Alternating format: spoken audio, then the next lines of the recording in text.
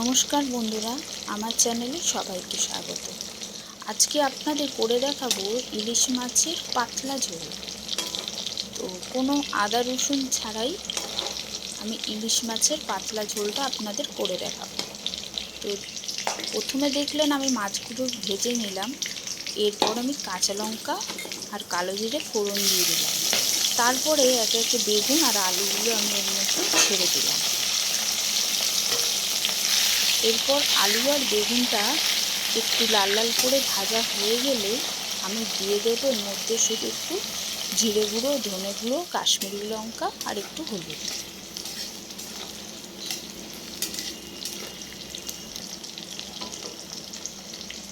এরপরে আমি ভালো করে এগুলো দিয়ে নাড়াচাড়া করে সামান্য জল দিয়ে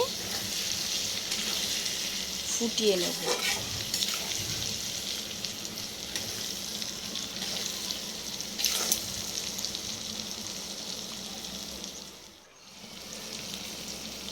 একটু নুন দিয়ে নিলাম আর এরপরে আমি সামান্য একটু জল দিয়ে দিচ্ছি আর তারপরে আমি এর মধ্যে মাছগুলোকে দিয়ে দেব।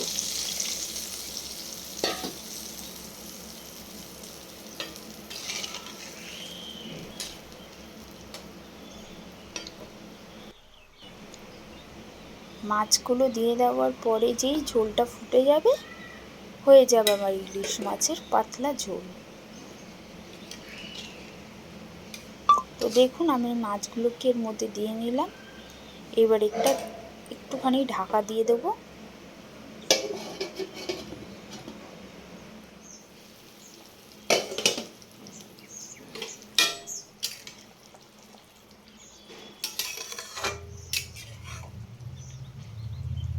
কি জানি আমার ইলিশ মাছের একটু পাতলা ঝোলটাই বেশি ভালো লাগে, তাই আমি এই রকমই করি ইলিশ মাছের পাতলা ঝোল। তো দেখুন আমার ঝোলটা ফুটে গেছে। তো আমি এবার নামিয়ে নেব। আর ইলিশ মাছের এই পাতলা ঝোলটা আপনারা একবার খেয়ে দেখবেন। তো দেখুন বন্ধুরা কেমন লাগছে ইলিশ মাছের পাতলা ঝোলটা। আপনারা বাড়িতে কিন্তু খেয়ে দেখবেন, তারপরে আমাকে কমেন্ট করে বলবেন।